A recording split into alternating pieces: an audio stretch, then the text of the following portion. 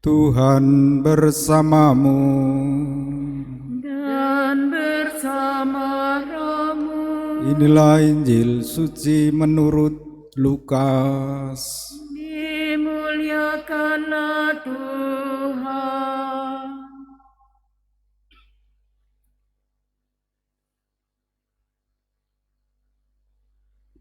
Beberapa waktu sesudah kedatangan malaikat Gabriel, bergegaslah Maria ke pegunungan menuju sebuah kota di wilayah Yehuda. Ia masuk ke rumah Zakaria dan memberi salam kepada Elisabet.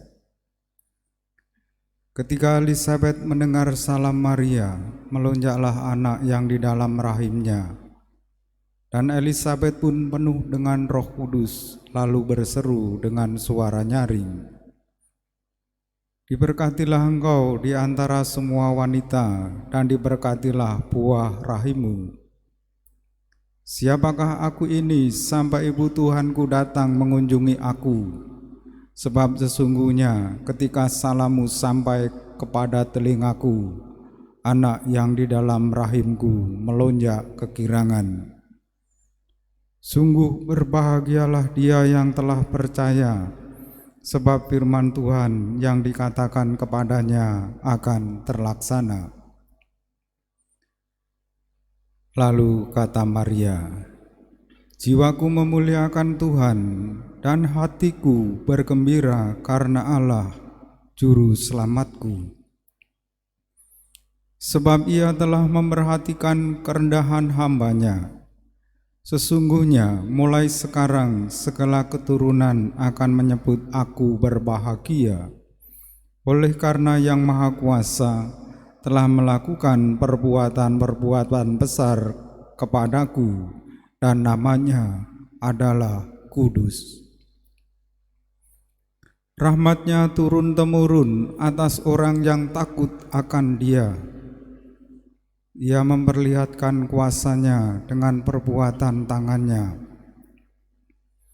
dan mencerai-beraikan orang-orang yang congkak hatinya. Ia menurunkan orang-orang yang berkuasa dari tahtanya, dan meninggikan orang-orang yang rendah hati. Ia melimpahkan segala yang baik kepada orang yang lapar, dan menyuruh orang yang kaya pergi dengan tangan hampa. Ia menolong Israel hamba-Nya, karena Ia mengingat rahmat-Nya, seperti yang dijanjikan-Nya kepada nenek moyang kita, kepada Abraham dan keturunannya untuk selama-lamanya." Kira-kira 3 bulan lamanya, Maria tinggal bersama dengan Elisabet, lalu pulang ke rumahnya. Demikianlah sabda Tuhan. Terpujilah Kristus.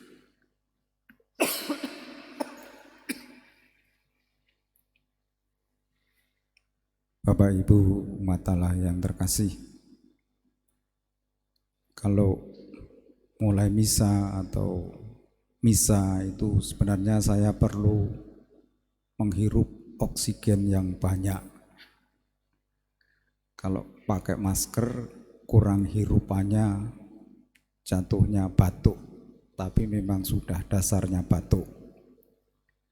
Kalau tidak pakai masker kayak gini, kayak menghirup debu berterbangan gitu. Nggak tahu Bapak Ibu coba nanti lepas masker, apa menghirup debu berterbangan seperti masuk di hidung. Kalau Bapak Ibu tidak mengalami itu, berarti hanya saya yang kelainan penghirupan. Tapi kelainan-kelainan seperti itu lebih berat, saya kira, perjuangan 2 wanita beriman, Maria dan Elisabet. Perjalanan Maria dari Nazaret ke pegunungan Yehuda itu ditempuh 3 hari 3 malam. malam harinya bagaimana kita tidak tahu pada zaman itu. Pastilah perjalanan yang melelahkan juga ketika malam, pasti juga menakutkan, naik ke pegunungan, ke perbukitan. Dan perjumpaan Maria dengan Elizabeth itu perjumpaan dua orang beriman yang dibimbing Roh Kudus, yang menerima firman Allah untuk menjadi manusia yang sedang dikandung oleh Maria. Dan orang yang dibimbing Roh Kudus ini hatinya bersukacita. Bahkan Yohanes yang masih dalam rahim Elizabeth pun melonjak kegirangan. Bersukacita, kegirangan dalam hidup adalah salah satu ciri orang-orang yang percaya pada firman yang menjadi manusia dalam diri Yesus dan terbuka kepada bimbingan Roh Kudus.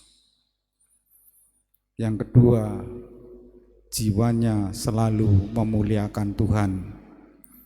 Dan ketiga, percaya dengan memuliakan Tuhan, kita harus mengangkat derajat manusia yang hina dina.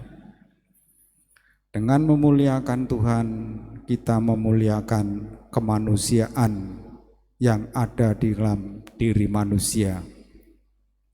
Ketiga ciri itulah yang mendasari kehidupan beriman yang harus kita renungkan pada pesta, pada hari raya Maria mengunjungi Elizabeth.